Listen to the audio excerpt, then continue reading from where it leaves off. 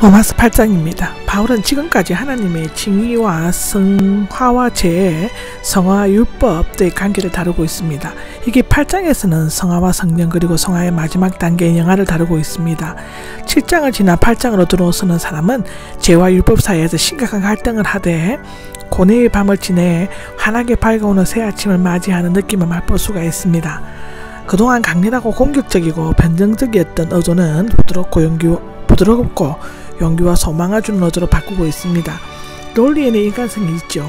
성경을 반지라고 한다면 로마서는 보석이고 특히 8장은 그 한가운데 있는 뾰족한 부분이라고 말할 수 있다고 합니다. 8장은 성령을 주제로 하여 4가지 부분으로 나눌 수 있습니다.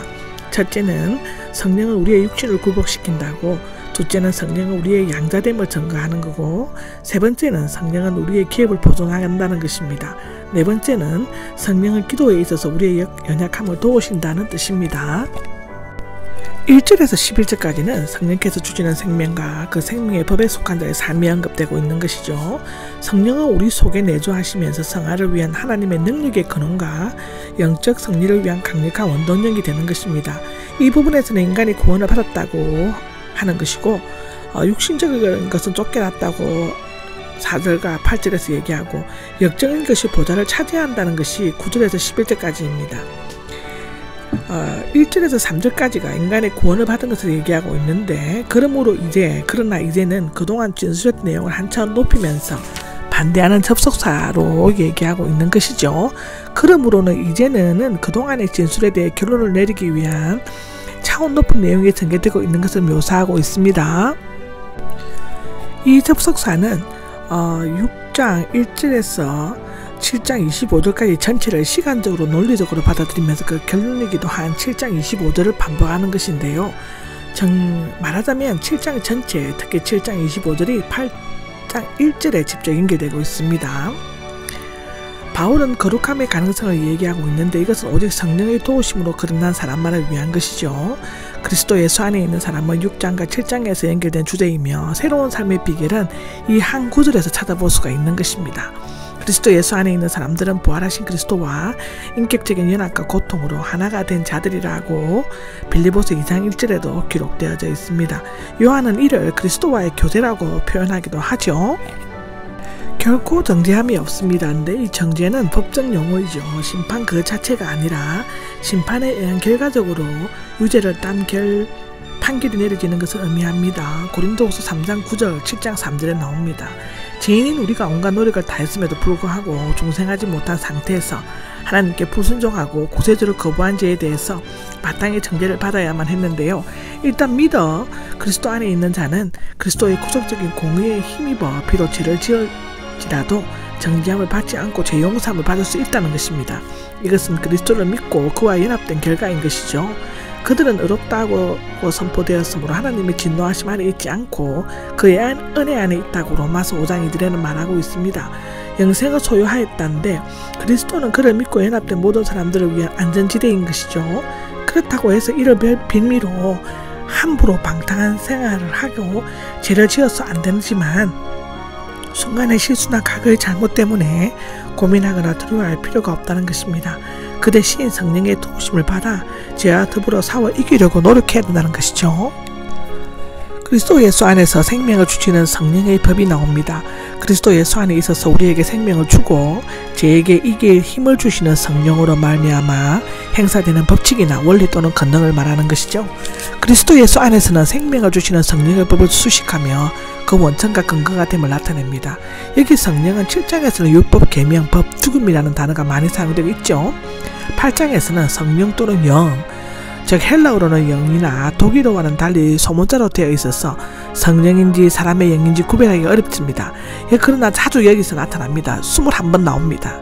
그리스도의 십자가 사건과 매우 밀접하게 연관되어 있죠. 이것은 앞장에서 죄와 죽음으로 말미암아 빚어진 심각한 고뇌와 철저한 실패가 성령 안에서 극복되고 승리할 수 있기 때문이라는 것입니다. 그런 의미에서 8장은 성령의 장 또는 로마서의 오순절이라고 말할 수 있습니다. 여기에서 법은 율법이 아니고 법칙 또는 지배 원리를 가리키는데요.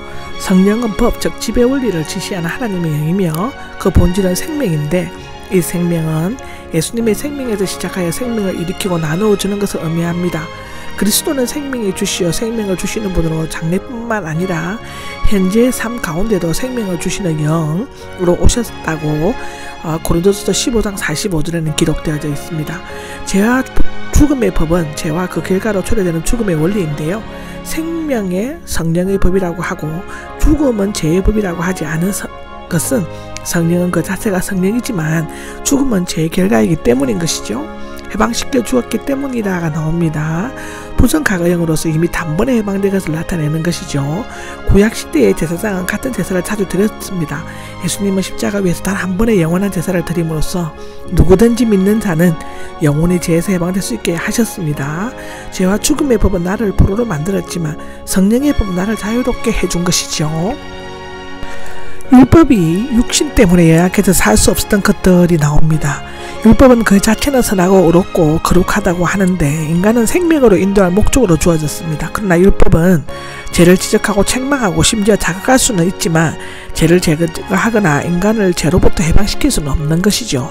더욱이 죄악된 본성과 연약성을 지닌 육적인 인간은 죄의 노예가 되었기 때문에 율법은 본래의 효과를 발휘하지 못했을 뿐만 아니라 율법은 온전히 지키지 못한 인간에게 영적인 죽음을 가져다 주었다고 하는 것입니다.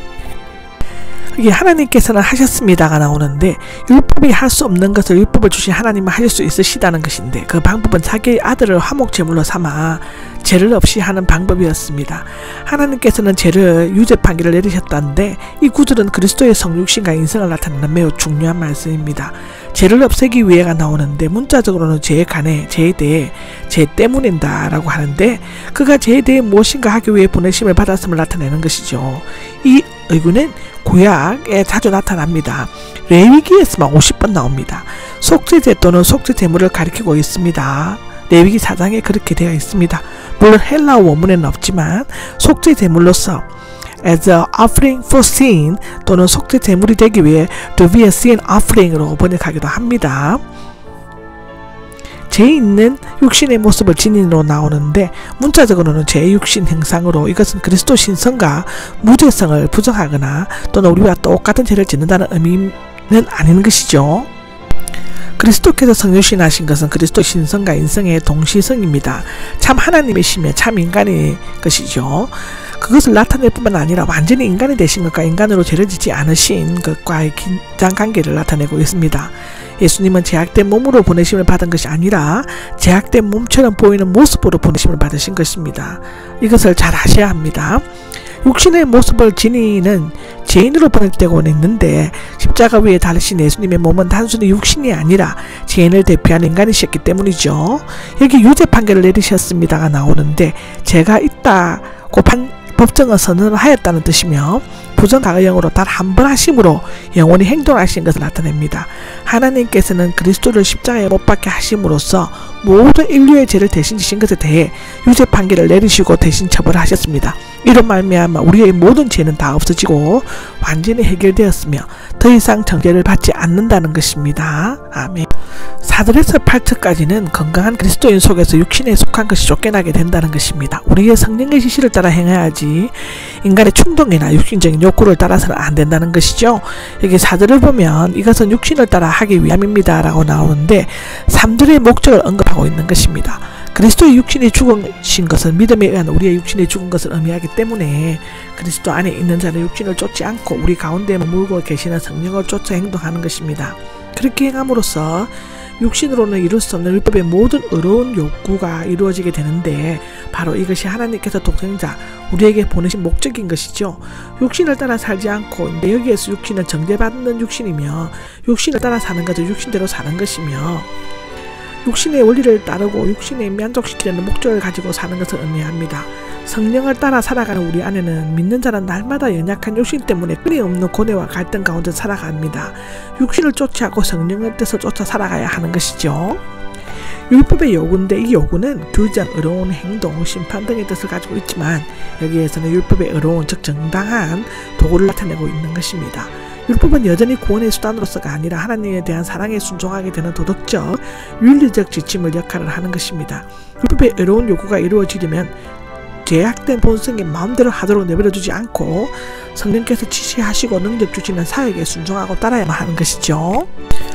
육신을 따르는 사람들은 성령의 일들에 둡니다인데 이 구절은 우리가 육신에 의하지 않고 영에 의하여 율법에 요구하는 의를 완성할 수 있는 이유가 무엇인가 답변하고 있는 것인데, 2절은 서론이고 육신을 쫓는 자, 6절에서 8절은 성령을 쫓는 자가 9절에서 11절, 결론은 12절에서 13절에 나옵니다. 성령은 종종 영이라는 말로 번역되죠. 영은 죄의 원리나 세력 또는 육신과 대조되는 하나님의 말씀이나 거듭난 자의 영적인 자세를 나타냅니다. 그런데 여기에서는 하나님의 영 또는 성령이라고 번역하는 것이 낫죠. 육신을 따르는 사람은 죄의 노예가 되어 인간의 본능을 따라 사는 사람들인데, 마음을 둔다는 현실의 생활 태도를 결정하는 과신과 의욕을 가리키는데 늘 머리에서 떠나지 않고 마음이 쏠리고 빼앗기는 것을 의미하는 것입니다.